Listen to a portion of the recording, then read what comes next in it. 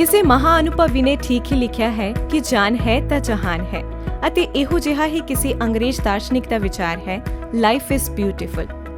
ਇਸੇ ਵਿਚਾਰ ਨੂੰ ਮਨੁੱਖੀ ਵਰਤਾਰੇ ਦੇ ਅੰਦਾਜ਼ੇ ਅਧੀਨ ਰੱਖਦਿਆਂ ਸਾਡੀ hop society for health and humanity ਜਦੋਂ ਵੀ ਇਨਸਾਨ ਦੀ ਰੋਜ਼ਮर्रा ਦੀ ਜ਼ਿੰਦਗੀ ਵੱਲ ਝਾਤ ਮਾਰਦੀ ਹੈ ਅਤੇ ਦਿਨੋਂ ਦਿਨ ਅਖਬਾਰਾਂ ਵਿੱਚ ਨਿਤ ਨਵੀਆਂ ਨਿਰਮਿਤ ਹੋ ਰਹੀਆਂ ਦਵਾਈਆਂ ਦੇ ਵਾਢਾਕਾਰੀ ਇਸ਼ਤਿਹਾਰ ਪੜ੍ਹਦੀ ਹੈ ਅਤੇ ਡਾਕਟਰਾਂ ਕੋਲ ਦਵਾਈ ਲੈਣ ਲਈ ਪਹੁੰਚੇ ਮਰੀਜ਼ ਕੋਲ ਗੋਲੀਆਂ ਦਾ ਭਰਿਆ ਲਿਫਾਫਾ ਦੇਖਦੀ ਹੈ ਅਤੇ ਹਰ ਬੰਦੇ ਨੂੰ ਆਪਸ ਵਿੱਚ ਹੀ ਦਵਾਈਆਂ ਦੀ ਸਲਾਹ ਦਿੰਦਿਆਂ ਵੇਖਦੀ ਹੈ, ਤਾਂ ਉਸ ਨੂੰ ਖਿਆਲ ਆਉਂਦਾ ਹੈ ਕਿ ਜਿਸ ਮਕਸਦ ਲਈ ਇਹ ਸੁਸਾਇਟੀ ਤਿਆਰ ਕੀਤੀ ਗਈ ਸੀ, ਕਿ ਇਸਨੇ ਕਦੀ ਆਪਣਾ ਉਹ ਫਰਜ਼ ਨਿਭਾਇਆ ਹੈ। ਇਸ ਬਾਰੇ ਜਦੋਂ ਬਹੁਤ ਹੀ ਗੰਭੀਰਤਾ ਦੇ ਨਾਲ ਪੂਰੀ ਸਰਗਰਮ ਟੀਮ ਨੇ ਆਪਸ ਦੇ ਵਿੱਚ ਵਿਚਾਰ ਵਟਾਂਦਰਾ ਕੀਤਾ ਤਾਂ ਨਤੀਜਾ ਇਹ ਸਾਹਮਣੇ ਆਇਆ ਕਿ ਹੋਪ ਸੁਸਾਇਟੀ ਦੀਆਂ ਕਾਰਗੁਜ਼ਾਰੀਆਂ ਕਿਸੇ ਵੀ ਪੱਖ ਤੋਂ ਕਮਜ਼ੋਰ ਨਹੀਂ ਹਨ ਅਤੇ ਇਨਸਾਨ ਦੀ ਸਿਹਤ ਪ੍ਰਤੀ ਵੱਡੇ ਪੱਧਰ ਉੱਪਰ ਜਾਗਰੂਕਤਾ ਪੈਦਾ ਕਰ ਰਹੀਆਂ ਹਨ ਕਿ ਆਖਰ ਸਾਡੀ ਸਿਹਤ ਹੈ ਕੀ ਸਿਹਤ ਬਿਨਾਂ ਲੰਬਾ ਬਿਮਾਰੀ ਰਹਿਤ ਜੀਵਨ ਜਿਉਣਾ ਸੰਭਵ ਹੈ? ਕਿ ਸਿਹਤ ਆਲਤੂ ਫਾਲਤੂ ਚੀਜ਼ ਹੈ ਜਾਂ ਦੁਨੀਆ ਦੀ ਸਭ ਤੋਂ ਵੱਡਮੁੱਲੀ ਵਸਤ ਹੈ, ਜਿਸ ਦੇ ਮੁਕਾਬਲੇ ਦੁਨੀਆ ਦੀਆਂ ਸਭ ਕੀਮਤੀ ਵਸਤਾਂ ਬੌਣੀਆਂ ਅਤੇ ਫਾਲਤੂ ਹਨ। ਤਾਂ ਇਸ ਦਾ ਨਤੀਜਾ ਇਹ ਨਿਕਲਿਆ ਕਿ ਜੇ ਸਾਡੇ ਕੋਲ ਸਿਹਤ ਨਹੀਂ ਤਾਂ ਇਹ ਰਾਖ ਤੋਂ ਸਿਵਾਏ ਕੁਝ ਵੀ ਨਹੀਂ। ਹਾਂ, ਜਦਕਿ ਰਾਖ ਵੀ ਬਰਤਨ ਸਾਫ਼ ਸੁੱਚੇ ਕਰਨ ਅਤੇ ਮਿਰਚਾਂ ਉੱਪਰ ਛਿੜਕਾ ਕਰਕੇ ਕੀੜਿਆਂ ਤੋਂ ਬਚਾਅ ਕਰਨ ਦੇ ਕੰਮ ਆ ਜਾਂਦੀ ਹੈ, ਲੇਕਿਨ ਮਨੁੱਖੀ ਦੇ ਕਿਸੇ ਵੀ ਕੰਮ ਨਹੀਂ ਆਉਂਦੀ। ਬਿਮਾਰ ਦੇ ਮੰਜਾ ਮਲਣ, ਦਵਾਈਆਂ ਨਾਲ ਘਰ ਭਰਨ, ਘਰਦਿਆਂ ਉੱਪਰ ਫਾਲਤੂ ਦਾ ਬੋਝ ਬਣਨ, ਨਿਆਸਰੀ ਜਿਹੀ ਭਾਸ਼ਾ ਬੋਲਣ ਅਤੇ ਵਿਚਾਰਗੀ ਵਾਲਾ ਮਾਹੌਲ ਪੈਦਾ ਕਰਨ ਤੋਂ ਬਿਨਾਂ ਹੋਰ ਕਿਸੇ ਵੀ ਕੰਮ ਨਹੀਂ ਆਉਂਦੀ। ਇਹਨਾਂ ਸਾਰੀਆਂ ਗੱਲਾਂ ਨੂੰ ਧਿਆਨ ਵਿੱਚ ਰੱਖਦਿਆਂ ਹੋਪ ਸੁਸਾਇਟੀ ਨੇ ਆਪਣਾ ਦੂਜਾ ਵੱਡਾ ਸਿਹਤ ਜਾਗਰੂਕਤਾ ਕੈਂਪ ਇਸ ਵਾਰ ਪਹਿਲਾਂ ਲਗਾਏ ਗਏ ਕੈਂਪ ਦੀ ਤਰ੍ਹਾਂ ਹੀ ਹਿਮਾਚਲ ਵਿੱਚ 10, 11, 12 ਜੁਲਾਈ 2015 ਨੂੰ ਲਗਾਉਣ ਦਾ ਫੈਸਲਾ ਕੀਤਾ, ਜਿਸ ਵਿੱਚ ਪੰਜਾਬ ਭਰ ਤੋਂ ਹਿੱਸਾ ਲੈਣ ਦੇ ਚਾਹਵਾਨ ਲੋਕਾਂ ਨੂੰ ਬਹੁਤ ਹੀ ਮਾਣ ਭਰਿਆ ਸੱਦਾ ਭੇਜਿਆ ਗਿਆ ਅਤੇ ਐਨ ਮਿੱਥੇ ਦਿਨ ਅਤੇ ਵਕਤ ਉੱਪਰ ਡਾਕਟਰ ਹਰਦੀਪ ਸ਼ਾਹੀ ਦੀ ਅਗਵਾਈ ਵਿੱਚ ਕੁਦਰਤ ਦੇ ਬਖਸ਼ੇ ਹੋਏ ਉਤਸ਼ਾਹਵਰਧਕ ਆਨੰਦੀ ਮੌਸਮ ਦੀ ਛਤਰ ਛਾਇਆ ਹੇਠ ਸੱਦੇ ਗਏ ਮਹਿਮਾਨਨੁਮਾ ਮੇਜ਼ਬਾਨ ਕਸੌਲੀ ਦੇ ਸਨਾਵਰ ਨੇਚਰ ਵੇ ਕੈਂਪ ਵਿੱਚ ਸ਼ਿਰਕਤ ਕਰਦੇ ਹੋਏ ਵੇਖੇ ਗਏ। ਹਰ ਕਿਸੇ ਦੇ ਚਿਹਰੇ ਅਤੇ ਤੌਰ ਰਾਹੀਂ ਕੈਂਪ ਪ੍ਰਤੀ ਉਹਨਾਂ ਦਾ ਹੌਸਲਾ ਅਤੇ ਉਤਸ਼ਾਹ ਮਿਣਿਆ ਜਾ ਸਕਦਾ ਸੀ। ਵਰਦਾ ਮੀਂਹ ਹੋਵੇ, ਘਟਾਵਾਂ ਛਾਈਆਂ ਹੋਈਆਂ ਹੋਣ, ਛਤਰੀਆਂ ਦੀ ਛੱਤ ਹੋਵੇ, ਕੈਂਪ ਦੀਆਂ ਲੱਕੜੀ ਦੀਆਂ ਝੁੱਗੀਆਂ ਹੋਣ ਤੇ ਮਾਈਕ ਐਸ ਨਸੀਮ ਦੇ ਹੱਥ ਵਿੱਚ ਹੋਵੇ। ਗੁੱਡ ਮਾਰਨਿੰਗ ਦੋਸਤੋ, ਮੇਰਾ ਨਾਮ ਸੁਨੀਲ ਕੁਮਾਰ ਨਸੀਮ ਤੇ ਮੈਂ ਇਸ ਕੈਂਪ ਦਾ ਕੋਆਰਡੀਨੇਟਰ ਹਾਂ ਤੇ ਮੈਂ ਬਾਰ-ਬਾਰ ਤੁਹਾਨੂੰ ਡਿਸਟਰਬ ਕਰਦਾ ਰਹਾਂਗਾ, ਮੈਨੂੰ ਲੱਗਦਾ। ਤਾਂ ਸਹਿਜੇ ਹੀ ਇਹ ਅੰਦਾਜ਼ਾ ਲਗਾਇਆ ਜਾ ਸਕਦਾ ਸੀ ਕਿ ਮਹਿਮਾਨ ਨਵਾਜ਼ੀ ਦੀ ਇਸ ਤੋਂ ਵਧੀਆ ਕੋਈ ਮਿਸਾਲ ਹੋ ਹੀ ਨਹੀਂ ਸਕਦੀ ਕਿ ਆਉਂਦੇ ਸਾਰ ਉਹਨਾਂ ਨੇ ਹਰ ਕਿਸੇ ਲਈ ਭੁੱਖ ਦੇ ਕੀੜੇ ਸ਼ਾਂਤ ਕਰਨ ਵਾਸਤੇ ਲਜ਼ੀਜ਼ ਨਾਸ਼ਤੇ ਦਾ ਪ੍ਰਬੰਧ ਨਾ ਕੀਤਾ ਹੋਵੇ।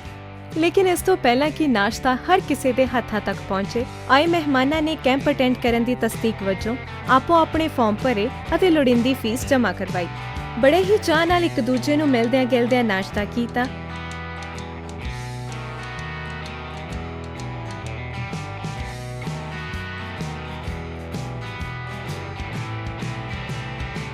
ਅਤੇ ਐਸ ਨਸੀਮ ਹੋਰਾਂ ਦੇ ਸੱਦੇ ਉੱਪਰ ਅੰਬਰੀ ਛੱਤ ਹੇਠਾਂ ਆਪੋ ਆਪਣੀ ਜਾਣ ਪਹਿਚਾਣ ਕਰਵਾਉਣ ਲਈ ਪਹੁੰਚ ਗਏ।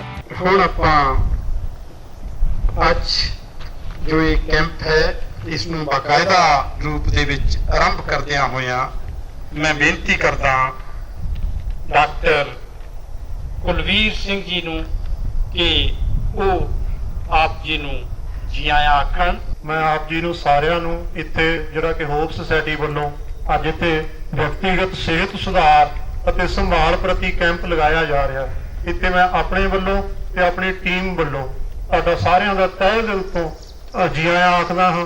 ਤੇ ਮੈਂ ਚਾਹਾਂਗਾ ਕਿ ਸਾਰੇ ਵਾਰੀ ਸਿਰ ਆਪਣੇ ਬਾਰੇ ਥੋੜੀ ਜਿਹੀ ਪਛਾਣ ਜਿਹੜੀ ਉਹ ਜ਼ਰੂਰ ਸਾਂਝੀ ਕਰਨ।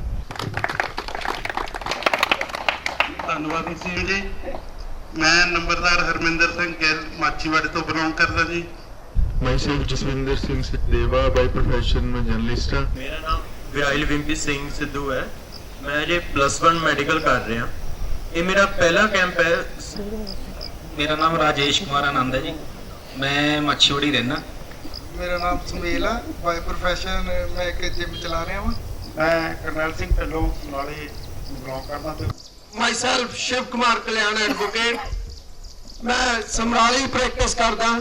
ਮੇਰਾ ਨਾਮ ਗੁਰਪ੍ਰੀਤ ਸਿੰਘ ਕੋਹਲੀ। ਮੇਰਾ ਨਾਮ ਰਾਕੇਸ਼ ਮਾਛੀਵਾੜਾ ਤੋਂ, ਬਾਈ ਪ੍ਰੋਫੈਸ਼ਨ ਥੀਏਟਰ ਆਰਟਿਸਟ ਹਾਂ। ਮੈਂ ਜਤਿੰਦਰ ਸਿੰਘ ਵਾਸੀ ਸਮਰਾਲਾ। मैं कमल किशोर जी, मैं पेशे तो फूड इंस्पैक्टर हाँ।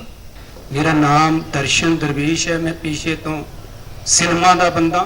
ਸਤਪਾਲ ਭੰਗੂ ਮੱਛੀਵੜ ਤੋਂ ਜੀ। ਮੈਂ ਭੁਪਿੰਦਰ ਸਿੰਘ ਸਰਪੰਚ ਸੈਂਸਵਾਲ ਕਲਾਂ ਤੋਂ। ਮੇਰਾ ਨਾਮ ਜੀ ਮਨਜੀਤ ਸਿੰਘ ਸੰਧੂ ਸਾਹਨੇਵਾਲ ਤੋਂ ਜੀ। ਤੇ ਮੈਂ ਬਹੁਤ ਮਾਣ ਮਹਿਸੂਸ ਕਰਦਾ ਵੀ ਅੱਜ ਮੈਂ ਇਸ ਕੈਂਪ ਤੇ ਆਇਆ। मेरा नाम हरमीत सिंह है। मेरा नाम तरिंदर है। मैं सरजीत रत्तू। ਮੈਂ ਸ਼ੇਰ ਸਿੰਘ ਔਜਲਾ ਮੱਛੀਵੜਾ। ਮੈਂ ਕੁਲਵਿੰਦਰ ਸਿੰਘ ਦਿੱਲੀ ਤੋਂ। ਹਰ ਕਿਸੇ ਨੇ ਆਪੋ ਆਪਣੀ ਸੀਮਤ ਪਰ ਪ੍ਰਭਾਵੀ ਜਾਣ ਪਹਿਚਾਣ ਦਿੱਤੀ। ਸਾਰਾ ਮਾਹੌਲ ਆਨੰਦਮਈ ਸੀ। ਇਹ ਉਹ ਪਲ ਸਨ ਜਦੋਂ ਅਜਨਬੀ ਨਾ ਰਹੇ। ਹਰ ਕਿਸੇ ਅੰਦਰ ਉਤਸ਼ਾਹ ਦੇਖਿਆ ਹੀ ਬਣਦਾ ਸੀ। ਕੋਈ ਧੀਮੀ ਆਵਾਜ਼ ਅਤੇ ਕੋਈ ਖੁੱਲ੍ਹੇ ਬੋਲਾਂ ਨਾਲ ਆਪਣੇ ਬਾਰੇ ਦੱਸ ਰਿਹਾ ਸੀ। ਆਪਣੇ ਬਾਰੇ ਜਾਣਕਾਰੀ ਦਿੰਦਿਆਂ ਸ਼੍ਰੀ ਸ਼ਿਵ ਰਾਮ ਧੀਰ ਹੋਰਾਂ ਨੇ ਉਚੇਚੇ ਤੌਰ ਉੱਤੇ ਦਿੱਲੀ ਤੋਂ ਆ ਕੇ ਸੁਸਾਇਟੀ ਨਾਲ ਆਪਣੀ ਚਿਰਾਂ ਪੁਰਾਣੀ ਸਾਂਝ ਵੀ ਸਾਂਝੀ ਕੀਤੀ। ਹੋਪ ਸੁਸਾਇਟੀ ਦੇ ਪ੍ਰਧਾਨ ਜੀ ਸ਼ਾਹੀ ਜੀ, ਨਸੀਮ ਜੀ, ਮੈਂਬਰਾਂ, ਪ੍ਰਬੰਧਕ ਸਾਰਿਆਂ ਨੂੰ ਮੇਰੀ ਪਿਆਰ ਭਰੀ ਸਤਿ ਸ੍ਰੀ ਅਕਾਲ। ਮੇਰਾ ਨਾਮ ਸ਼ਿਵਰਾਮ ਧੀਰ, ਮੈਂ ਦਿੱਲੀ ਰਹਿਣਾ, ਕਾਰੋਬਾਰ ਕਰਦਾ। ਇਸ ਸੁਸਾਇਟੀ ਦੇ ਨਾਲ ਜੁੜ ਕੇ ਜੋ ਮੈਨੂੰ ਫਾਇਦਾ ਹੋਇਆ, ਉਸ ਫਾਇਦੇ ਦੇ ਸਦਕੇ ਹੀ ਮੈਂ ਅੱਜ ਇੱਥੇ ਹਾਂ। ਤੇ ਇੰਨਾ ਹੀ ਕਹਿੰਦਾ ਹੋਇਆ ਮੈਂ ਸਾਰਿਆਂ ਦਾ ਧੰਨਵਾਦ ਕਰਦਾ। बहुत धन्यवाद श्री शिवराम धीर जी। ਹੁਣ ਵੇਲਾ ਸੀ ਸੁਸਾਇਟੀ ਵੱਲੋਂ ਸਿਹਤ ਪ੍ਰਤੀ ਜਾਗਰੂਕਤਾ ਪੈਦਾ ਕਰਨ ਅਤੇ ਆਪਣੀ ਸਿਹਤ ਬਾਰੇ ਸੱਚ ਬੋਲਣ ਦਾ ਮੌਕਾ, ਜਿਹੜਾ ਕਿ ਇੱਕ ਪ੍ਰਸ਼ਨ ਪੱਤਰ ਹੱਲ ਕਰਨ ਦਾ ਸੀ, ਤਾਂ ਕਿ ਕੈਂਪ ਦੀ ਸ਼ੁਰੂਆਤ ਕਰਨ ਤੋਂ ਪਹਿਲਾਂ ਹੀ ਅਸੀਂ ਆਪ ਬਾਰੇ ਇੰਨਾ ਕੁ ਤਾਂ ਜਾਣ ਸਕੀਏ ਕਿ ਅਸੀਂ ਖੁਦ ਲਈ ਕਿੰਨਾ ਕੁ ਸੱਚ ਅਤੇ ਕਿੰਨਾ ਕੁ ਝੂਠ ਬੋਲਦੇ ਹਾਂ। ਸ਼ਾਇਦ ਇੱਥੋਂ ਤੱਕ ਪੁੱਛਦਿਆਂ ਹਰ ਕਿਸੇ ਨੂੰ ਦਾਲ ਨੂੰ ਲੱਗਣ ਵਾਲੇ ਤੜਕੇ ਦੀ ਮਹਿਕ ਆਉਣੀ ਸ਼ੁਰੂ ਹੋ ਗਈ ਸੀ। ਵੇਲਾ ਵੀ ਉੱਪਰੋਂ ਦੁਪਹਿਰ ਦਾ ਹੋ ਚੱਲਿਆ ਸੀ।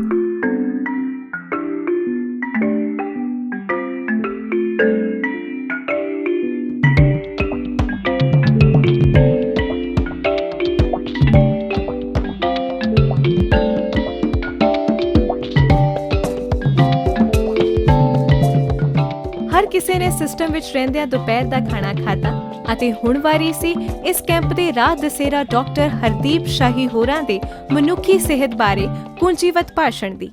ਸੋ ਆਪਣਾ ਇਹ ਫੰਡਾ ਵੀ ਸਿਹਤ ਜਿਹੜੀ ਆ ਗੱਲਾਂ 'ਚ ਨਹੀਂ, ਸੱਚੀ ਮੁੱਚੀ ਏਜੰਡੇ ਤੇ ਆਵੇ। ਸੋ ਮੇਰੀ ਤੁਹਾਨੂੰ ਬੇਨਤੀ ਹੈ, ਦੁਬਾਰਾ ਜਾ ਕੇ ਤੁਸੀਂ ਇਕੱਲੇ ਬਹਿ ਕੇ ਆਪਣਾ ਜਿਹਨੂੰ ਕਹਿੰਦੇ ਆ ਐਨਾਲਿਸਿਸ ਕਰਿਓ, ਆਪਣੇ ਆਪ ਬਾਰੇ ਸੋਚਿਓ, ਫਿਰ ਉਹਦਾ ਕਰਮ ਬਣਾਇਓ, ਫਿਰ ਉਹਦੇ 'ਚ ਦੇਖਿਓ ਸਿਹਤ ਕਿੱਥੇ ਆ, ਫਿਰ ਕੋਸ਼ਿਸ਼ ਕਰਿਓ ਉਹਨੂੰ ਪਹਿਲੇ ਨੰਬਰ ਤੇ ਲਿਆਉਣ। ਨੈਤਿਕਤਾ ਜਿਹੜੀ ਹੈ, ਜੇ ਨੈਤਿਕਤਾ ਦਾ ਪਾਲਣ ਹੁੰਦਾ ਤਾਂ ਉਹ ਹੈਲਦੀ ਬੰਦੇ ਦੀ ਨਿਸ਼ਾਨੀ ਹੈ। ਸੋ ਪਹਿਲੀ ਗੱਲ ਇਹ ਮੈਨੂੰ ਲੱਗਦਾ ਸਾਰਿਆਂ ਨੂੰ ਕਲੀਅਰ ਹੋ ਗਈ ਹੋਏਗੀ ਵੀ ਸਿਹਤ ਅਸਲ ਦੇ ਵਿੱਚ ਕੀ ਹੁੰਦੀ ਹੈ। ਸਿਹਤ ਜਿਹੜੀ ਹੈ ਸਰੀਰਕ ਤੌਰ ਤੇ, ਮਾਨਸਿਕ ਤੌਰ ਤੇ, ਸਮਾਜਿਕ ਤੌਰ ਤੇ ਬੰਦੇ ਦਾ ਪੂਰਾ ਠੀਕ ਹੋਣਾ ਹੁੰਦਾ। ਉਹ ਪੂਰਾ ਠੀਕ ਹੋਣਾ ਕੀ ਹੈ ਉਹ ਮੈਂ ਤੁਹਾਨੂੰ ਦੱਸਦਾ ਵੀ ਸਰੀਰਕ ਤੌਰ ਤੇ ਆਹ ਚੀਜ਼ਾਂ ਵੀ ਹੋਣ, ਮਾਨਸਿਕ ਤੌਰ ਤੇ ਬੰਦੇ ਦੇ ਵਿੱਚ ਇਹ ਚੀਜ਼ਾਂ ਹੋਣ, ਤੇ ਸਮਾਜਿਕ ਤੌਰ ਤੇ ਜਿਹੜਾ ਬੰਦਾ ਹੈ ਉਹਦੇ ਅੰਦਰ ਇਹ ਚੀਜ਼ਾਂ ਹੋਣ। ਅਸੀਂ ਕਹਿੰਦੇ ਹਾਂ ਹੈਲਥ ਦਾ ਇੱਕ ਲੈਵਲ ਹੈ। ਇੱਥੇ ਜੇ ਬੰਦਾ ਇੱਥੇ ਜ਼ਿੰਦਗੀ ਜਿਉ ਰਿਹਾ ਤਾਂ ਉਹ ਹੈਲਦੀ ਹੈ। ਜੇ ਬੰਦਾ ਇੱਥੇ ਜ਼ਿੰਦਗੀ ਉਹਦੀ ਜਿਉ ਰਿਹਾ ਤਾਂ ਉਹ ਬਿਮਾਰੀ ਹੈ, ਉਹਨੂੰ ਡਿਜ਼ੀਜ਼ ਹੈ। ਹੁਣ ਜਿਹੜਾ ਇੱਥੋਂ ਲੈ ਕੇ ਇੱਥੇ ਵਿਚਾਲੇ ਦਾ ਜਾਂ ਆਹ ਪੋਰਸ਼ਨ ਹੈ, ਇਹ ਕੀ ਹੈ? ਮੈਡੀਕਲ ਦੇ ਵਿੱਚ ਬਹੁਤ ਕਮਾਲ ਦੀਆਂ ਗੱਲਾਂ ਹੁੰਦੀਆਂ ਦਰਸ਼ਨ ਜੀ,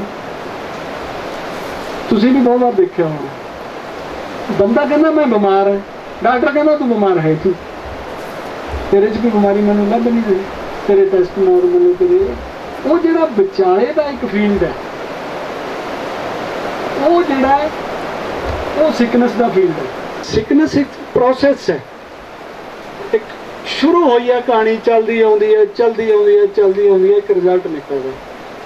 ਅਸੀਂ ਰਿਜ਼ਲਟ ਨੂੰ ਬਿਮਾਰੀ ਮੰਨ ਕੇ ਬਹਿ ਜਾਂਦੇ ਹਾਂ ਇਕੱਲੀ, ਜਦ ਕਿ ਜਿਹੜਾ ਪ੍ਰੋਸੈਸ ਹੈ ਉਹ ਸਾਰੀ ਬਿਮਾਰੀ ਹੈ। ਸੈਕੰਡ ਗੱਲ ਹੈ, sickness is a story, disease is a moral. ਇੱਕ ਸਟੋਰੀ ਤੁਰੀ, ਉਹ ਮੋਰਲ ਤੱਕ ਪਹੁੰਚੀ। ਸਾਡੀ ਬਦਕਿਸਮਤੀ ਕਹਿ ਲਓ ਜਾਂ ਸਾਡਾ ਕੀ ਕਹਿ ਲਈਏ, ਬਈ ਮੈਡੀਕਲ ਸਾਇੰਸ ਇਹ ਕਦੇ ਨਹੀਂ ਸਮਝਾਉਣ ਦੀ ਕੋਸ਼ਿਸ਼ ਕਰਦੀ ਵੀ ਇਹ ਮੋਰਲ ਹੈ ਜਿਹਦੇ ਪਿੱਛੇ ਅਸੀਂ ਕੰਬਲੇ ਹੋਏ ਫਿਰਦੇ ਹਾਂ, ਸਟੋਰੀ ਤਾਂ ਪਿੱਛੇ। ਇਸ ਭਾਸ਼ਣ ਨੇ ਜਿਵੇਂ ਸਰੋਤਿਆਂ ਦੇ ਮਨ ਮਸਤਕ ਉੱਪਰ ਕੋਈ ਜਾਦੂ ਧੁੜ ਦਿੱਤਾ। ਹਰ ਕੋਈ ਸਾਹ ਰੋਕ ਕੇ ਇਹਨਾਂ ਵਡਮੁੱਲੇ ਅਤੇ ਅਣਮੁੱਲੇ ਵਿਚਾਰਾਂ ਨੂੰ ਸੁਣ ਰਿਹਾ ਸੀ।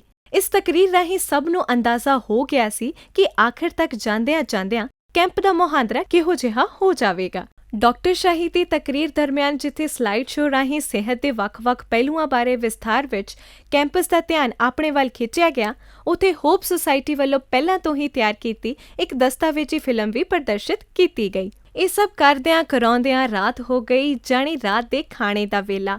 ਹਰ ਕੋਈ ਸਿਹਤ ਬਾਰੇ ਦਿੱਤੀ ਗਈ ਤਕਰੀਰ ਨਾਲ ਲਬਾਲਬ ਸੀ ਅਤੇ ਉਸੇ ਅੰਦਾਜ਼ ਨਾਲ ਹੀ ਇਸ ਉਮੀਦ ਨਾਲ ਖਾਣਾ ਖਾ ਰਿਹਾ ਸੀ ਕਿ ਹੁਣ ਹਰ ਕਿਸੇ ਨੇ ਮਨੋਰੰਜਨ ਦੇ ਵਿਹੜੇ ਵਿੱਚ ਉਤਾਰੂ ਹੋਣਾ ਸੀ ਆਪਣੇ ਮਨ ਨੂੰ ਸਕੂਨ ਦੇਣ ਲਈ, ਜਿਸ ਲਈ ਵਿਸ਼ੇਸ਼ ਤੌਰ ਉੱਤੇ ਪ੍ਰਤਿਭਾਵਾਨ ਗਾਇਕ ਰਵੀ ਪੰਦੇਰ ਨੇ ਜਦੋਂ ਆਪਣੀ ਗਿਟਾਰ ਉੱਪਰ ਉਂਗਲਾਂ ਫੇਰੀਆਂ ਤਾਂ ਸਾਰਾ ਮਾਹੌਲ ਹੀ ਸੰਗੀਤਕ ਜਿਹਾ ਹੋ ਗਿਆ।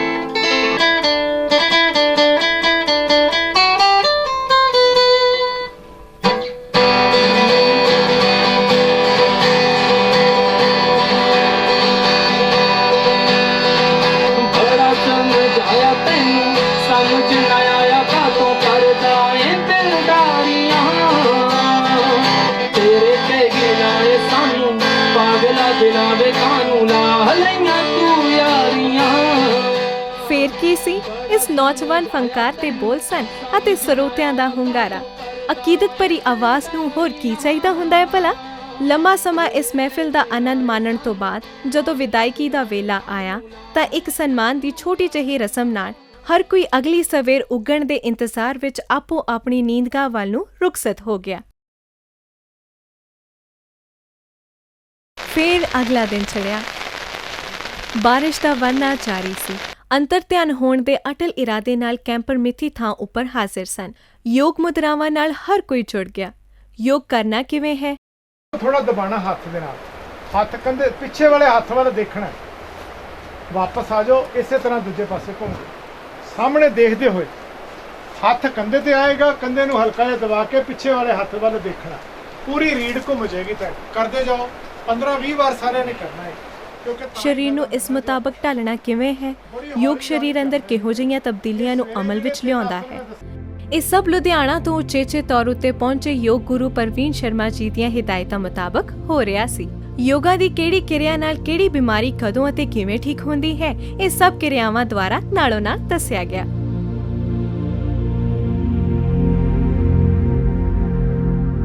ਸਿਹਤ ਜਾਗਰੂਕਤਾ ਕੈਂਪ ਅਤੇ ਕਾਬਲ ਡਾਕਟਰਾਂ ਦੀ ਹੋਂਦ ਵਿੱਚ ਯੋਗਾ ਨੂੰ ਸ਼ਾਮਲ ਕਰਨ ਦਾ ਇੱਕ ਮਕਸਦ ਇਹ ਵੀ ਸੀ ਕਿ ਬਿਮਾਰੀਆਂ ਨੂੰ ਠੀਕ ਕਰਨ ਲਈ ਦਵਾਈਆਂ ਦਾ ਹੋਣਾ ਉਨੀ ਅਹਿਮੀਅਤ ਨਹੀਂ ਰੱਖਦਾ, ਬਲਕਿ ਦਵਾਈਆਂ ਤੋਂ ਬਿਨਾਂ ਜ਼ਿੰਦਗੀ ਨੂੰ ਖੂਬਸੂਰਤੀ ਵੱਲ ਲੈ ਜਾਣਾ ਜ਼ਿਆਦਾ ਅਹਿਮੀਅਤ ਰੱਖਦਾ ਹੈ।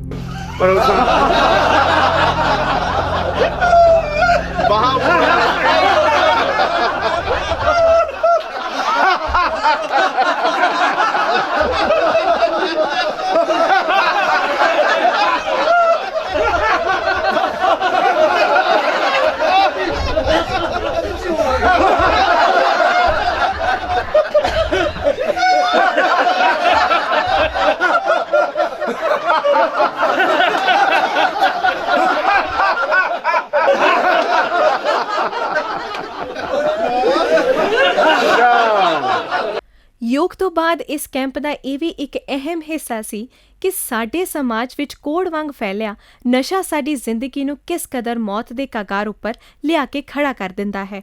ਇਸ ਬਾਰੇ ਜਦੋਂ ਨੌਜਵਾਨ ਗੁਰਤੇਜ ਸਿੰਘ ਅਤੇ ਜਸਦੀਪ ਧਨੋਆ ਨੇ ਆਪਣੇ ਨਿੱਜੀ ਤਜਰਬੇ ਸਭ ਨਾਲ ਸਾਂਝੇ ਕੀਤੇ। ਇਹ ਹੁੰਦੀ ਕਿਉਂ? How does it happen? ਇਹਦੇ ਵਿੱਚ ਇੱਕ ਨੇ ਐਡਿਕਟਿਵ ਪਰਸਨੈਲਿਟੀਜ਼ ਆ ਜਿਹੜੇ ਕਿ ਆਪਣੇ ਜੀਨਸ ਦੇ ਵਿੱਚੋਂ ਆਪਾਂ ਕੈਰੀ ਕਰਦੇ, ਕੁਝ ਜੈਨੇਟਿਕ ਆਪਣੀਆਂ ਚੀਜ਼ਾਂ ਨੇ। ਮੈਂ ਆਪਦੇ ਐਗਜ਼ਾਮਪਲ ਦੇ ਉੱਤੇ ਲੈ ਕੇ ਆਪਦੇ ਆਪ ਨੂੰ ਮੈਂ ਚੱਲਦਾ।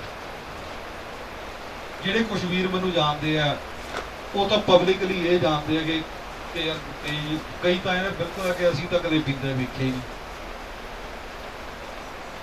ਤੇ ਜਿਹੜੇ ਨਾਰਮਲ ਬੰਦੇ ਉਹ ਕਹਿੰਦੇ ਯਾਰ ਕਦੇ ਕਦੇ ਹੀ ਪੀ ਲੈਂਦਾ। ਜਿਹੜੇ ਮੇਰੇ ਬਹੁਤ ਖਾਸ ਨੇ ਉਹਨਾਂ ਨੇ ਉਹ ਜਿਵੇਂ ਸ਼ੇਡਸ ਆਫ ਪਰਸਨੈਲਿਟੀ ਵਾਲੀ ਗੱਲ ਆ, ਉਹਨਾਂ ਨੂੰ ਪਤਾ ਕਿ ਮੈਂ ਕਿੰਨੀ ਕੁ ਪੀਂਦਾ ਸੀ। ਗੁਰਤੇਜ ਜੀ ਨੇ ਦੱਸਿਆ ਕਿ ਬੰਦੇ ਨੂੰ ਕਿਸੇ ਨਾਲ ਕੋਈ ਮਤਲਬ ਨਹੀਂ ਰਹਿੰਦਾ, ਠੀਕ ਆ, ਸਵੇਰੇ ਉੱਠਣਾ, ਉਹਨੇ ਸਵੇਰੇ ਉੱਠਦੇ ਦਿਮਾਗ 'ਚ ਕੀ ਗੱਲ ਆਉਣੀ ਆ ਵੀ ਅੱਜ ਭਾਈ ਮੈਨੂੰ ਇੰਨੇ ਪੈਸੇ ਦਾ ਜੁਗਾੜ ਕਰਨਾ, ਇਸ ਬੰਦੇ ਤੋਂ ਜਾ ਕੇ ਮੈਂ ਆਪਣਾ ਨਸ਼ਾ ਲੈ ਕੇ ਆਉਣਾ, ਜਾਂਦੇ ਵੇਲੇ ਪੁਲਿਸ ਤੋਂ ਕਿਵੇਂ ਬਚਣਾ, ਨਸ਼ਾ ਅੰਦਰ ਹੋ ਜੂਗਾ, ਬਸ ਉਦੋਂ ਤੱਕ ਮਤਲਬ ਆ।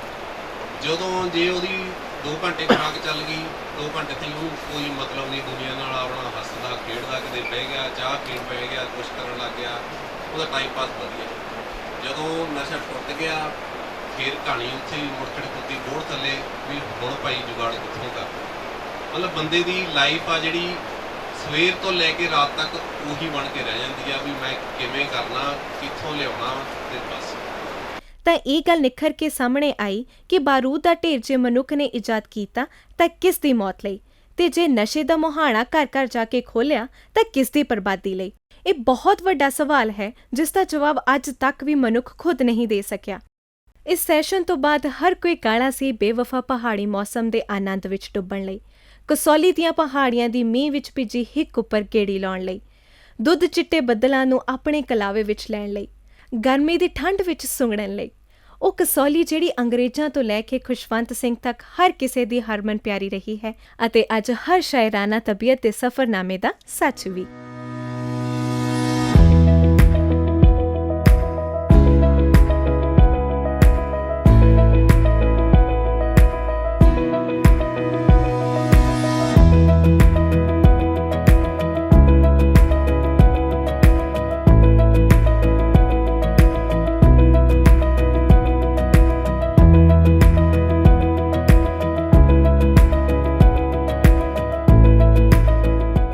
ਇਹ ਹੈ 11 ਜੁਲਾਈ ਦੀ ਰਾਤ ਦਾ ਖਾਣਾ। ਪਹਾੜਾਂ ਦੀਆਂ ਉਤਰਾਈਆਂ ਚੜਾਈਆਂ ਦੀ ਥਕਾਵਟ ਤੋਂ ਬਾਅਦ ਖਾਣੇ ਦਾ ਆਪਣਾ ਹੀ ਆਨੰਦ ਹੁੰਦਾ ਹੈ, ਲੇਕਿਨ ਉਹ ਆਨੰਦ ਉਦੋਂ ਹੋਰ ਵੀ ਦੁੱਗਣਾ ਚੌਗਣਾ ਹੋ ਜਾਂਦਾ ਹੈ ਜਦੋਂ ਤੁਹਾਡੇ ਕੋਲ 10 ਜੁਲਾਈ ਦੀ ਰਾਤ ਵਾਂਗ ਹੀ ਮਨੋਰੰਜਨ ਦੀ ਕੋਈ ਦੂਜੀ ਵੰਨਗੀ ਵੀ ਮੌਜੂਦ ਹੋਵੇ। ਜਦੋਂ ਹਨੇਰਾ ਉਦਾਸ ਹੁੰਦਾ ਹੈ ਪਰਬਤਾਂ ਨੂੰ ਸਮੇਟ ਲੈਂਦਾ ਹੈ, ਉਦਾਸ ਹੁੰਦਾ ਹੈ ਦਿਲ ਜੋ ਮੇਰਾ ਤੇ ਸਭ ਗਮਾਂ ਨੂੰ ਸਮੇਟ ਲੈਂਦਾ ਹੈ। पर तेरी मोहब्बत है एक समंदर ते मेरी चाहत है एक तुपका, तेरी मोहब्बत है एक समंदर ते मेरी चाहत है एक तुपका, इस एक तुपके तो वारी जावा समंदरां नू समेट लैंदा है। जदों तक ये अखियां च पानी ओ सजना, जदों तक ये अखियां च पानी ओ सजना, मैं हंझूआं दी महफिल सजाउंदा रवांगा, सजाउंदा रवांगा, मैं समझांगा एनू नसीबां दा लिखिया, तू रुसदी रवि ते मैं मनाउंदा रवांगा, मनाउंदा रवांगा होए।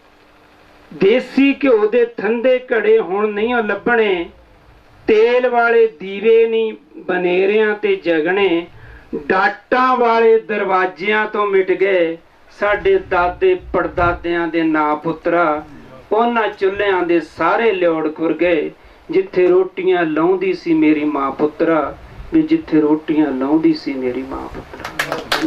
हो जिवें चन्न ते चकोर, जिवें गड़वा ते डोर, जिवें मछली ते मानसरा, मैं न तैनू प्यार करां, मैं न तैनू प्यार करां।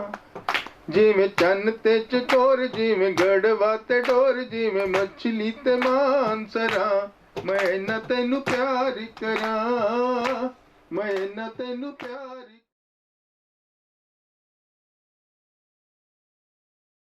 12 ਜੁਲਾਈ ਕੈਂਪ ਦਾ ਤੀਜਾ ਅਤੇ ਆਖਰੀ ਦਿਨ। ਟਰੈਕਿੰਗ ਦਾ ਭਾਰੀ ਉਤਸ਼ਾਹ। ਪਗਡੰਡੀਆਂ ਦੇ ਰਸਤੇ ਆਪਣੇ ਦਿਲ ਦੀ ਮਜ਼ਬੂਤੀ ਲਈ ਹਿਮਾਲਾ ਜਿਹਾ ਇਰਾਦਾ ਆਪਣੇ ਮਨ ਵਿੱਚ ਜਗਾ ਕੇ ਤੁਰ ਪਿਆ ਜਦ ਕਾਫਲਾ।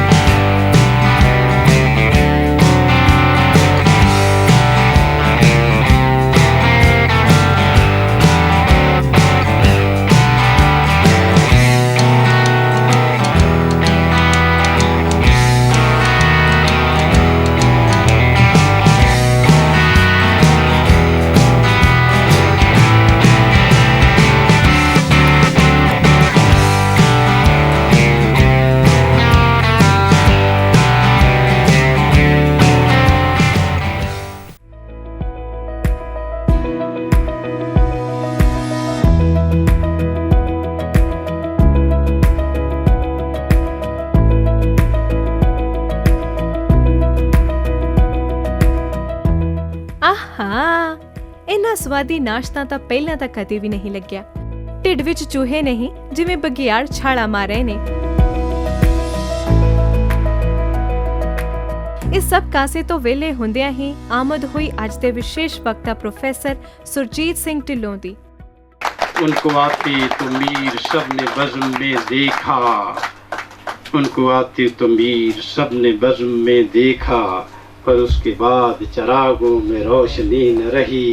मैनू अज जिवें डॉक्टर साहब ने कहा, मैं पूछा कि की टॉपिक होना चाहिए जिते आप गल करिए।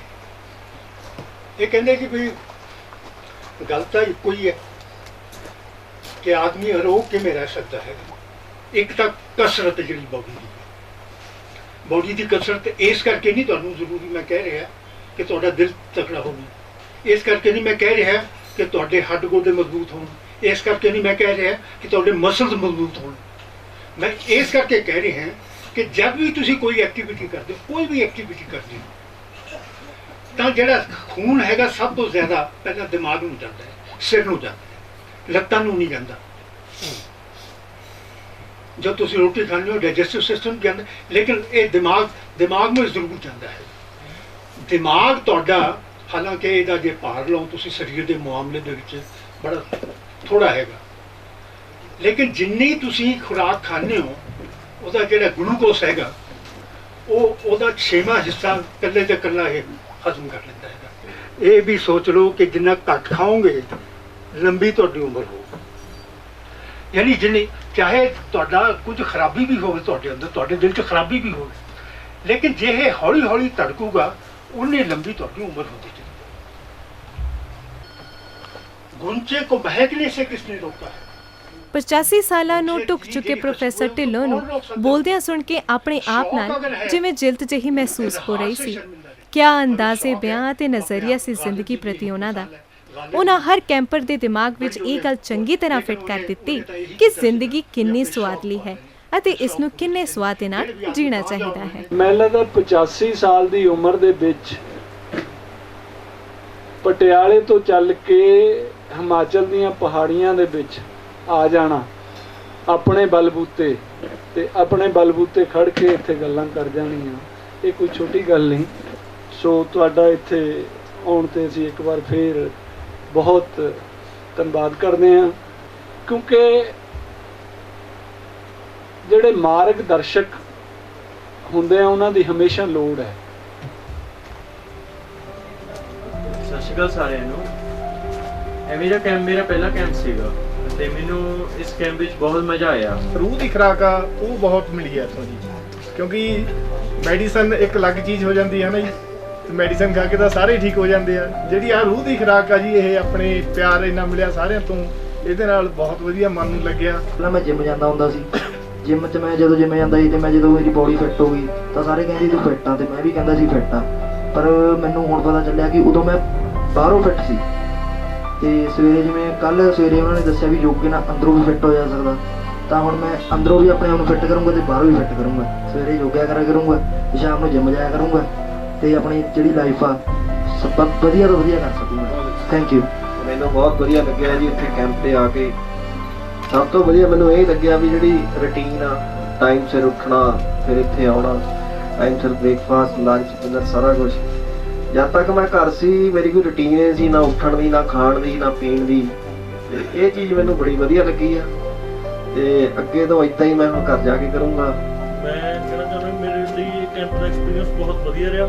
ਪਹਿਲਾਂ ਮੇਰੇ ਮਨ ਦੇ ਵਿੱਚ ਡਰ ਸੀਗਾ ਕਿ ਇੱਥੇ ਆ ਕੇ ਪਤਾ ਨਹੀਂ ਕਿਹੋ ਜਿਹਾ ਸ਼ਡਿਊਲ ਹੋਊਗਾ ਜਾਂ ਕਿਹੋ ਜਿਹੀਆਂ ਐਕਟੀਵਿਟੀਜ਼ ਹੋਣਗੀਆਂ, ਪਰ ਜਦੋਂ ਇੱਥੇ ਆਏ ਤਾਂ ਫਸਟ ਜਿਹੜੀ ਮੈਨੂੰ ਸ਼ਡਿਊਲ ਬਹੁਤ ਵਧੀਆ ਲੱਗਿਆ ਜੀ। ਦੂਜੇ ਨੰਬਰ 'ਤੇ ਜੋ ਮੈਡੀਟੇਸ਼ਨ ਆਪਾਂ ਨੇ ਅੱਜ ਸਵੇਰੇ ਕੀਤੀ ਤੇ ਯੋਗਾ ਦੇ ਬਾਰੇ ਔਰ ਹੈਲਥ ਦੇ ਸੰਬੰਧੀ, ਨੇਚਰ ਸੰਬੰਧੀ ਜੋ ਆਪਾਂ ਨੂੰ ਜਾਣਕਾਰੀ ਮਿਲੀ ਉਹ ਬਹੁਤ ਹੀ ਜ਼ਿਆਦਾ ਵਧੀਆ ਸੀਗੀ।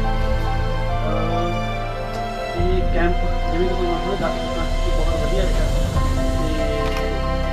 ਤੇ ਇਹ ਲਾਈਫ ਦਾ ਇੱਕ ਅਗੇਨ ਟਰਨਿੰਗ ਪੁਆਇੰਟ। ਆਪਾਂ ਐਕਚੁਅਲੀ ਇੱਕ ਵਾਰ ਜੁੜਦੇ ਫਿਰ ਹਟ ਜਾਂਦੇ, ਇੱਕ ਵਾਰ ਜੁੜਦੇ ਫਿਰ ਹਟ ਜਾਂਦੇ, ਤੇ ਇਹਦੇ ਰੂਟੀਨ ਲਈ ਸਾਨੂੰ ਕੁਝ ਇਹੋ ਜਿਹਾ ਕਰਨਾ ਚਾਹੀਦਾ ਕਿ ਡੇਲੀ ਐਕਟੀਵਿਟੀਜ਼ ਦੇ ਨਾਲ ਜੁੜਦੇ ਰਹੀਏ, ਕਰਦੇ ਰਹੀਏ ਤੇ ਆਪਸ 'ਚ ਤਾਲਮੇਲ ਰੱਖੀਏ।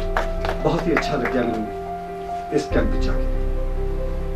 ਮੈਨੂੰ ਲੱਗਦਾ ਹੈ ਇਸ ਤਰ੍ਹਾਂ ਦੇ ਕੈਂਪ ਤਾਂ ਹਫ਼ਤੇ ਬਾਅਦ ਵੀ ਲੱਗ ਜਾਏ ਤਾਂ ਚੰਗੀ ਗੱਲ ਹੈ। ਹੋਪ ਸੁਸਾਇਟੀ ਫਾਰ ਹੈਲਥ ਦੇ ਜਿੰਨੇ ਵੀ ਦਰਜਾ ਵਾ ਦਰਜਾ ਅਹੁਦੇਦਾਰ ਸਾਹਿਬਾਨ ਨੇ, ਉਹਨਾਂ ਨੂੰ ਸਾਰਿਆਂ ਨੂੰ ਮੇਰੇ ਵੱਲੋਂ ਬਹੁਤ ਵਧਾਈ। ਇਸ ਕੈਂਪ ਨੂੰ ਸਕਸੈਸਫੁਲ ਕਰਨ ਵਿੱਚ ਸਾਰਿਆਂ ਨੇ ਹੀ ਬਹੁਤ ਸਹਿਯੋਗ ਦਿੱਤਾ। ਔਰ ਇਹ ਇੱਕ ਕੈਂਪ ਨਹੀਂ ਸੀਗਾ, ਇਹ ਇੱਕ ਪਲਾਨ ਸੀਗੀ ਆਪਣੇ ਜਿਹੜੇ ਨਵੇਂ ਮੈਂਬਰ ਆਏ ਵਿੱਚ ਜਾਂ ਸਮਾਜ ਨੂੰ ਕੁਝ ਦੇਣ ਲਈ। ਮੇਰਾ ਫਸਟ ਕੈਂਪ ਹੈ ਇਹ, ਤੇ ਇੱਥੇ ਬਹੁਤ ਜਿਹੜੇ ਮਨ ਦੇ ਵਿੱਚ ਮੇਰੇ ਸਵਾਲ ਸੀ, ਉਹਨਾਂ ਸਵਾਲਾਂ ਦੇ ਮੈਨੂੰ ਇੱਥੇ ਆ ਕੇ ਜਵਾਬ ਮਿਲੇ ਆ ਬਹੁਤ ਜ਼ਿਆਦਾ। ਮੈਨੂੰ ਪਤਾ ਲੱਗਿਆ ਕੈਂਪ ਬਾਰੇ ਡਾਕਟਰ ਸ਼ਾਹੀ ਸਾਹਿਬ ਤੋਂ, ਮੇਰਾ ਪਹਿਲੇ ਹੀ ਰਿਐਕਸ਼ਨ ਇਹ ਸੀਗਾ, ਪਹਿਲੇ ਦਿਨੇ ਮੈਂ ਕਿਹਾ ਵੀ ਮੈਂ ਜਾਣਾ, ਕਿਉਂਕਿ ਇਸ ਤਰ੍ਹਾਂ ਵੀ ਸਾਰੇ ਪਾਸੇ ਜਾਂਦੇ ਰਹੀਦਾ, ਜਿਹੜੇ ਕੋਈ ਬਾਹਰ ਘੁੰਮਣ ਫਿਰਨ ਬਥੇਰੇ ਘੁੰਮੇ ਹੈਗੇ ਆ, ਲੇਕਿਨ ਇਹੋ ਜਿਹਾ ਮੌਕਾ ਜਿਹੜਾ ਪਹਿਲੀ ਵਾਰੀ ਮਿਲਿਆ ਸੀ। ਤੇ ਕੁਛ ਇਹ ਵੀ ਹੋ ਜਾਂਦਾ, ਹੁਣ ਅਸੀਂ 50 ਦੇ ਲਾਗੇ ਪਹੁੰਚਣ ਵਾਲਿਆਂ ਦੀ ਸਿਹਤ ਬਾਰੇ ਥੋੜ੍ਹੀ ਜਿਹੀ ਬੰਦਾ ਆਪ ਵੀ ਸੋਚਣ ਲੱਗ ਜਾਂਦਾ। ਪਹਿਲਾਂ ਵੀ ਮੈਂ ਕੈਂਪ ਅਟੈਂਡ ਕੀਤਾ, ਇਸ ਕਰਕੇ ਇੱਦਾਂ ਦੀ ਤਾਂ ਕੋਈ ਮਿਸਕਨਸੈਪਸ਼ਨ ਹੈ ਨਹੀਂ ਸੀ ਵੀ ਵਧੀਆ ਰਹੂ ਜਾਂ ਮਾੜਾ ਰਹੂ, ਕਿਉਂਕਿ ਪਹਿਲਾਂ ਬਹੁਤ ਜ਼ਿਆਦਾ ਵਧੀਆ ਰਿਹਾ ਸੀ ਤੇ ਹੁਣ ਉਹ ਤੋਂ ਵੀ ਜ਼ਿਆਦਾ ਵਧੀਆ ਹੈਗਾ ਰਿਹਾ ਸਾਰਾ ਕੁਝ। ਗੱਲ ਕੈਂਪ ਦੀ ਹੋ ਰਹੀ ਹੈ। ਐਕਚੁਅਲੀ ਜੇ ਕੈਂਪ ਹੁੰਦਾ ਨਾ, ਕੈਂਪ ਹੁੰਦਾ ਹੀ ਹੈ ਵੀ ਕੈਂਪ ਦੇ ਵਿੱਚ ਸਿੱਖ ਕੇ ਜਾਣਾ। ਕੈਂਪ ਨਾ ਕੋਈ ਵਧੀਆ ਹੁੰਦਾ ਨਾ ਕੈਂਪ ਘਟੀਆ ਹੁੰਦਾ, ਕੈਂਪ ਆਉਣਾ ਹੀ ਅਸੀਂ ਸਿੱਖਣ ਲਈ ਹੁੰਦਾ, ਵਧੀਆ। ਇਹ ਜਿਹੜਾ ਕੈਂਪ ਲਾਇਆ ਗਿਆ ਇਹ ਆਲ ਰਾਊਂਡ ਡਿਵੈਲਪਮੈਂਟ ਦਾ ਕੈਂਪ ਹੈਗਾ ਤੇ ਇਹ ਬਹੁਤ ਵਧੀਆ ਕੈਂਪ। ਮੈਂ ਸ਼ਾਹੀ ਜੀ ਨੂੰ ਬੇਨਤੀ ਕਰਦਾ ਵੀ ਜਿਸ ਤਰ੍ਹਾਂ ਬਾਹਰੋਂ ਯੋਗਾ ਦੇ ਜਾਂ ਹੋਰ ਆਪਣੇ ਡਾਕਟਰ ਸਾਹਿਬ ਇਹਨਾਂ ਨੇ ਮੰਗਾਏ ਸੀ ਪਟਿਆਲੇ ਤੋਂ, ਉਹਨਾਂ ਨੇ ਆਪਣਾ ਬਹੁਤ ਲਾਈਫ ਦਾ ਜਿਹੜਾ ਐਕਸਪੀਰੀਅੰਸ ਦੀ ਸਾਡੇ ਨਾਲ ਸਾਂਝਾ ਕੀਤਾ, ਤੇ ਇਹ ਸਾਡੇ ਲਈ ਇੱਕ ਵੱਖਰਾ, ਮੇਰੇ ਲਈ ਵੱਖਰਾ ਇਹ ਹੈਗਾ ਐਕਸਪੀਰੀਅੰਸ। ਪਰ ਸਿਹਤ ਸੰਬੰਧੀ ਡਾਕਟਰ ਸਾਹਿਬ ਸਾਨੂੰ ਡੇਟ ਮੇਰੇ ਦੇਰ ਆਏ ਪਰ ਦਰੁਸਤ ਆਏ। ਇਹ ਮਾੜੀ ਮੋਟੀ ਜਿਹੜੀ ਬਿਮਾਰੀ ਲੱਗੀ ਹੈ ਇਹ ਨਾ ਲੱਗਦੀ ਜੇ ਪਹਿਲਾਂ ਮਿਲ ਜਾਂਦੇ। ਤੇ ਅੱਜ ਇਸ ਕੈਂਪ ਵਿੱਚ ਆ ਕੇ ਮਹਿਸੂਸ ਕੀਤਾ ਕਿ ਜਿਸ ਮੇਰੇ ਵਰਗੇ ਨਾਚੀਜ਼ ਕੋਲ ਤੁਹਾਡੇ ਵਰਗੇ ਵੱਡੇ ਤੇ ਛੋਟੇ ਭਰਾ ਮੇਰੀ ਜ਼ਿੰਦਗੀ ਚ ਆਏ ਨੇ, ਮੈਂ ਹੁਣ ਕਦੇ ਨਹੀਂ ਮਰਾਂਗਾ ਤੇ ਬਿਲਕੁਲ ਕਦੇ ਨਹੀਂ ਮਰਾਂਗਾ ਤੇ ਜ਼ਿੰਦਗੀ ਭਰ ਤੰਦਰੁਸਤ ਹੋਣ ਦਾ ਟੀਚਾ ਲੈ ਕੇ ਇੱਥੋਂ ਵਿਦਾ ਹੋਵਾਂਗਾ। ਬਹੁਤ ਹੀ ਵਧੀਆ ਐਕਸਪੀਰੀਅੰਸ ਰਿਹਾ ਤੇ ਮੈਂ ਜਿਹੜਾ ਫੁੱਲੀ ਇੰਜੋਏ ਕੀਤਾ ਇਸ ਨੂੰ, ਤੇ ਹੈਲਥ ਸੰਬੰਧੀ ਜਿੰਨੇ ਵੀ ਟਿਪਸ ਸੀ ਉਹਨਾਂ ਨੂੰ ਆਪਣੀ ਜਿਹੜੀਆਂ ਲਾਈਫ ਦੇ ਵਿੱਚ ਇੰਟਰੋਡਿਊਸ ਕਰਾਂਗੇ। Thank you sir. ਮੈਂ ਚਾਹੁੰਦਾ ਵੀ ਇਦਾਂ ਦੇ ਕੈਂਪ ਡਾਕਟਰ ਸਾਹਿਬ ਹੋਰ ਲਾਉਣ, ਠੀਕ ਹੈ ਜੀ। ਤੇ ਡਾਕਟਰ ਸਾਹਿਬ ਦੀ ਸਮਾਜ ਨੂੰ ਬਹੁਤ ਬੜੀ ਦੇਣ ਆ ਇਹ, ਤੇ ਜ਼ਿੰਦਗੀ ਦੇ ਵਿੱਚ ਬੰਦਾ ਦੇਖੋ ਆਪਣੇ ਲਈ ਹਰੇਕ ਕੋਈ ਮਰਦਾ, ਪਰ ਸਵਾਦ ਹੁੰਦਾ ਜਿਹੜਾ ਦੂਜਿਆਂ ਲਈ ਮਰਦਾ।